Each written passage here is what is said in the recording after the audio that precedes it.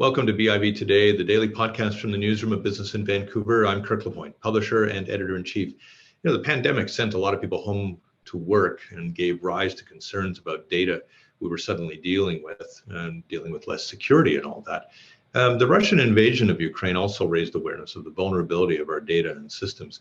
My guest today is one of this country's foremost cybersecurity authorities. Sai Huda is the CEO of CyberCatch. He helped author this country's national standards for small and medium-sized businesses, arguably the ones that are most susceptible to problems. And he has a deep background in guiding firms in the increasingly important sector for our economy. In recent weeks, he's developed actually a partnership with the Surrey Board of Trade on cyber risks. He joins me now. Good to see you. Thank you for having me. Honored to be with you. Yeah, listen, you helped author these new national cybersecurity standards in Canada. So tell me a little bit, and you'll probably have to slow down and put it into layman's language. But what does it prescribe? What does it guide here? Thank you. Absolutely. Had the privilege of working with the CIO Strategy Council. That's the body that's authorized by the Standards Council of Canada to create national standards to create the new cybersecurity standard. It's called CAN CIOSC 104. Baseline cybersecurity controls for small and medium organizations. So it's really focused on small and medium organizations that are defined as less than 500 employee size organizations. And there's 1.2 million of them in Canada. They're the growth engine of our economy. They create more jobs. And so we need to really make sure they're secure and safe and being able to be successful in the digital world. So that's what the standard is intended to do, is prescribe specific controls that these small and medium-sized organizations can implement. There are two levels. So level one is for very small organizations, and they're recommended to implement 22 controls. And for other organizations that are more typical small and medium-sized, if you will, should implement 33 more controls. So a total of 55 controls is what's prescribed. Can you help me understand it? When you're establishing a standard, are you establishing a baseline to everything needs to exceed it, or in the case of developing a new standard, are you trying to bring the pack up to that standard? What's the bigger activity in this? Great question. The standard is sort of in between a best practice and a law or regulation. So best practice is a practice that everyone should do because it's been evident it works. A lot of people are doing it. It's sort of like an informal standard, if you will. A law or regulation, of course, is statutory, where it's been established as the law of the land or required by regulation to implement the law, and it's going to be enforced with penalties. Standard is in between, where the government of Canada, through CIO Strategy Council, is saying these are the 55 cybersecurity controls that you really should implement now. So we know you're behind for a variety of reasons. And so now let's lay out these controls that we have seen to be effective. So please step up and implement these for your own safety and for the country's security. And it's really, in a way, inspiration, but also a bit of a warning shot. Because it's saying to especially small and medium-sized organizations, you are vulnerable. Here's a way to get better security. So please, do it upon yourself to take the initiative to do it. Because if you don't, then we'll continue to see these data breaches, ransomware attacks, and we're going to have to then essentially come up with a law with penalties. So let's all get together as one nation.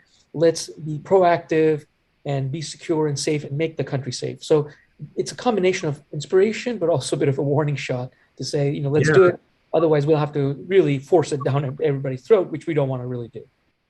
Well, exactly. I'm intrigued. However, I mean, is it a matter of the small and medium-sized businesses just not necessarily being attacked because they are small and medium-sized businesses, that the hackers, the real cyber criminals, are the ones after the big fish, the large companies, and really take a system down and really disrupt the flow of data? have we kind of worked ourselves into a situation where we're not paying the kind of close attention to these medium-sized and certainly the smaller businesses, and essentially the large impact on our economy, our economic activity, when we don't pay attention to the little guys? Absolutely. That's a great observation. There's, some lack of attention and also some complacency, if you will. The small to medium organizations think they're too small to be attacked. They're not going to be a high value target. And so there's a little bit of complacency there, but also lack of knowledge. They're trying to just, survive and grow and thrive, and especially digitally, especially with the pandemic and everything. And so, they don't know about cybersecurity. They just want to get a website up, get their products and services sold, deal with consumers, via email and online, work from home. I just want to get, moving with their lives. So they don't really understand the fact that once you're on the internet and use email, you are a target. And also, even though you may be small and medium sized, doesn't mean that you're not going to be attacked. In fact, the attacks are happening and increasingly alarming, where it is the small and medium sized that are being targeted, because not only is there a greater impact on them because they don't know how to react or respond or be resilient to a cyber attack, and a lot of them fail from a cyber attack, or it takes them a long time and costs them a lot of money. So they end up paying a ransomware to the gang to get up to speed. But also, they're frequently the entry point for the bigger guys, because small and medium-sized organizations, most of them are supply chain critical providers. They're supplying different products and services to larger organizations. And so if they're attacked, they're compromised, it's really not necessarily them a lot of times, it's to use them to get into the big guys. So the big guys really need to make sure that their suppliers are compliant with the standard and are secure, and the little guys need to be proactive. Otherwise, frankly, they could be shut down. CyberCatch did a blind survey recently of 1,200 small to mid-sized businesses. And what we found was 30% didn't even have an incident response plan. So if an incident happened, they really wouldn't know what to do because they don't even have a plan. But what was more alarming was 75% said that they would only survive 3 to 7 days from a ransomware attack. So that's very alarming and significant. No kidding. What in talking to small businesses in particular over the last number of years in this role, many of them have confided that they're absolutely terrified of being taken down, but they also say, I don't have the resources, and I'm worried that I have to hire a batch of people to look after this. Is anything becoming easier on the other side of this, as a business where it's not a profound expense? It doesn't take you off especially if you're trying to build some revenue and this is coming, as a large expense. Are the economic factors becoming a little bit more accessible? Yes, absolutely. And that's where CyberCatch partnered with the CIO Strategy Council, who created the standard to together jointly offer our solution called CAN CIOC 104 Compliance Manager. It's a cloud-based solution, very easy to use, and we've specifically designed it for the small and medium-sized organizations, knowing that they have limited resources and don't have a huge budget, and they've got to be able to get secure, very quickly and easily. So the solution, first of all, helps implement those 22 controls or the total of 55 controls, depending on the size of the organization. There's a tool that enables capturing what controls you have today, and then we have a team of cybersecurity experts that walks the business through what controls they additionally need, and then those experts provide them with guidance. Could be a policy they need, could be a procedure they need, could be a technical control they need, and we recommend what's cost-effective or free. A lot of the tools are free that can be used by the small to medium-sized organization. So that's what we do, first of all, get those controls implemented. And then automatically the system then tests those controls 3 ways. So they'll send phishing emails to the employees to see if you can fool them, just like an attacker would. And if you fool them, we'll alert them, and we'll alert the business to say, hey, you better talk to your employees. They got fooled. If this was a real deal, you'd be in trouble. That's one. Then the system also scans anything that's internet facing of the small business. So internet-facing websites, web servers, assets, looking for vulnerabilities. We find vulnerabilities, we alert the business, and then our experts again guide them to help resolve those vulnerabilities. The third thing is there's an agent that goes inside the network and tests controls, like it does brute force tests, just like an attacker would. And then we alert the business and we help again fix those control failures.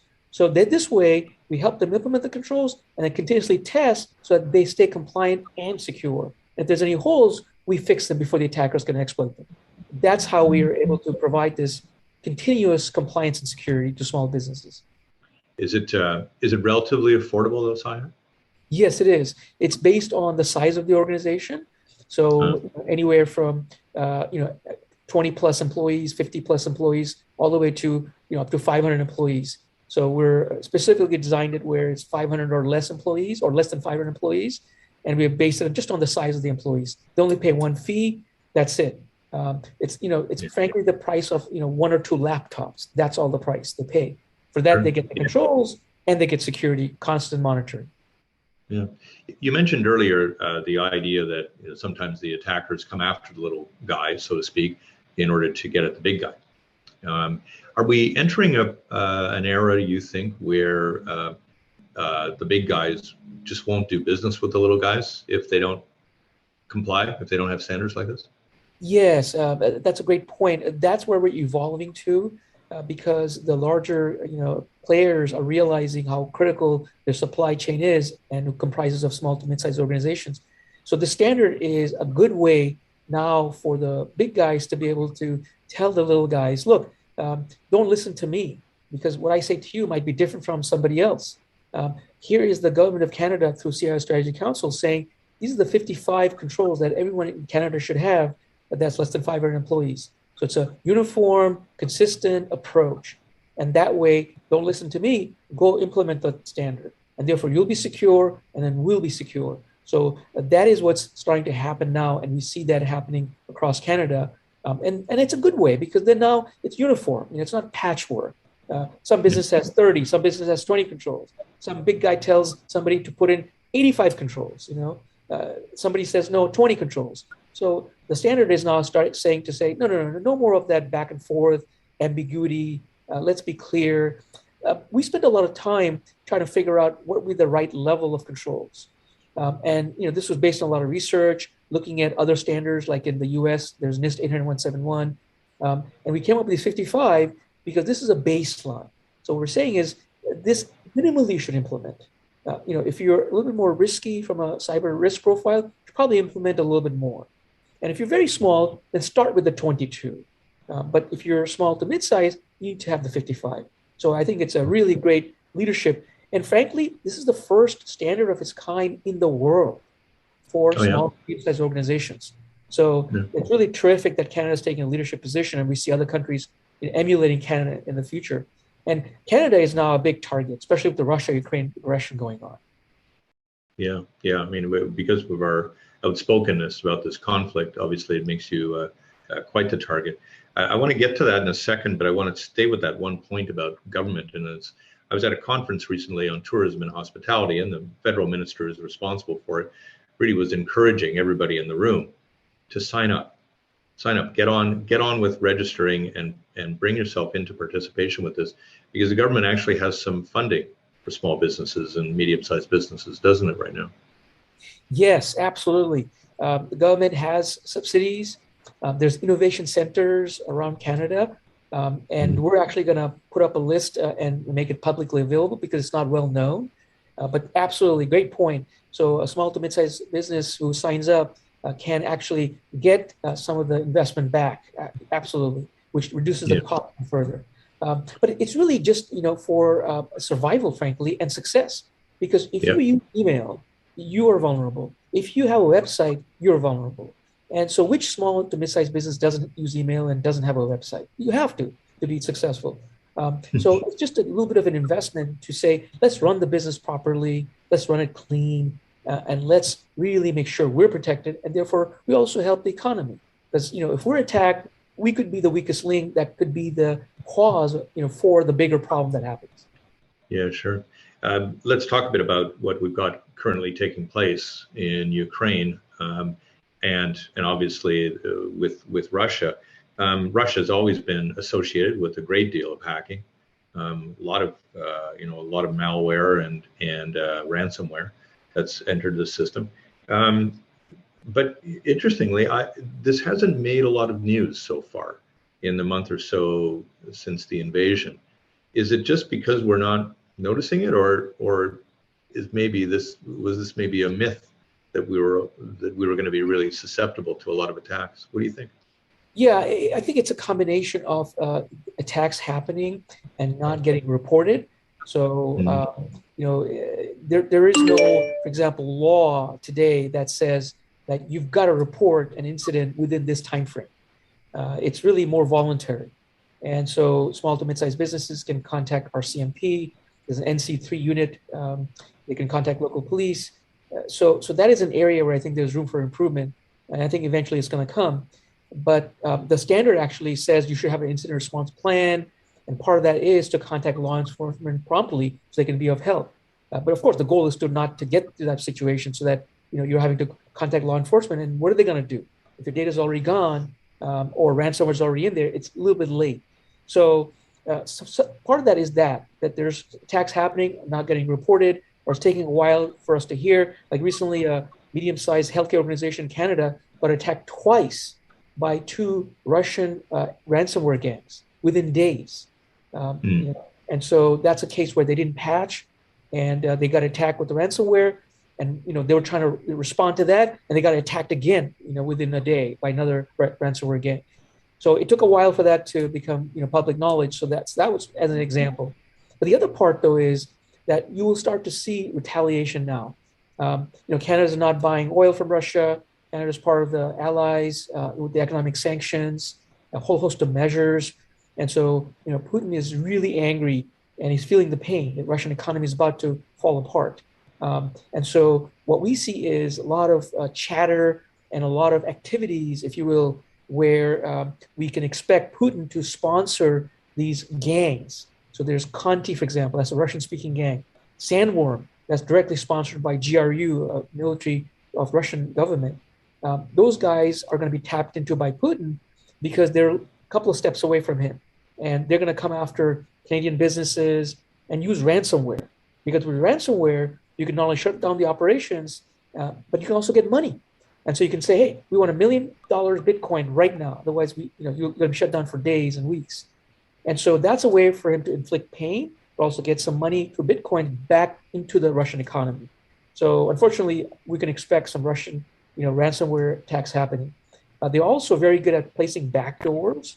So, unfortunately, we believe there's backdoors been placed at different organizations that they can activate at any time. That's why we just got to, have shields up and be very vigilant right now. Yeah, a CEO told me recently that their large operation, it's pretty large, they feel gets something akin to nearly 1 billion tests of their system every day, right? Like it's just a flood all day long. Let's conclude with talking a little bit about some of the practical measures that are available. If you're watching this and you realize you haven't done much of anything, where do you start? Excellent question. So I think first step would be to look at the standards. So the standards lay out prevention, detection, response controls. So for example, one of the things that every really small to mid-sized enterprise or anybody should be doing is scanning their web assets, looking for vulnerabilities. And that's part of our solution because we automatically scan. But that's one of the controls. So that way you can see if there's a vulnerability that might have come across because website developer upgraded your website, but there's some bad code that's in there that nobody knows about unless you scan. Patching is another control. So everything that you have that requires updates automatically should be patched. So you should have a policy or a procedure or a mechanism that whenever you get an update for a software, do it right away. Don't procrastinate. Because the longer you wait for pushing out the patching, the longer a window the attacker has, like in the hospital example I just gave. That's another example. So looking at these controls. Another one is, incident response plan I mentioned earlier. So that's so, fundamental because it's inevitable. It's not if, but when you'll have an incident. So you need to be able to know what's an incident for you, what does it look like, what will you do if it looks like there's a ransomware starting to happen?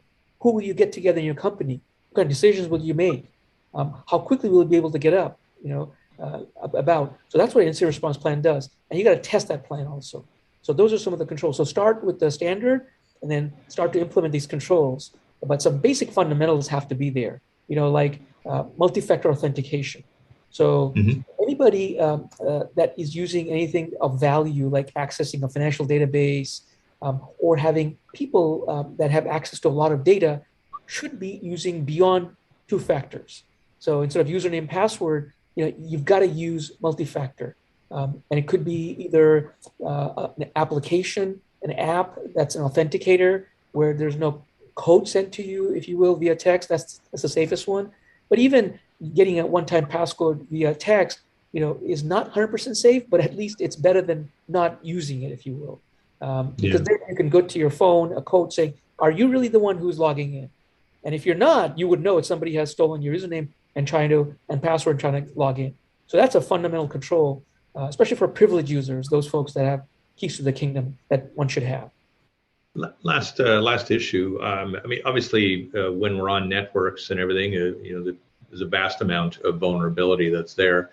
But in terms of protecting just your own slab of pie, your own data, do you need to take it off site? Do you need to find a way to throw it onto some drives, move it into the cloud?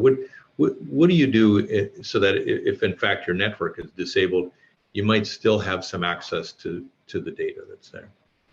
Absolutely. That is a key control, which is to have backups offline.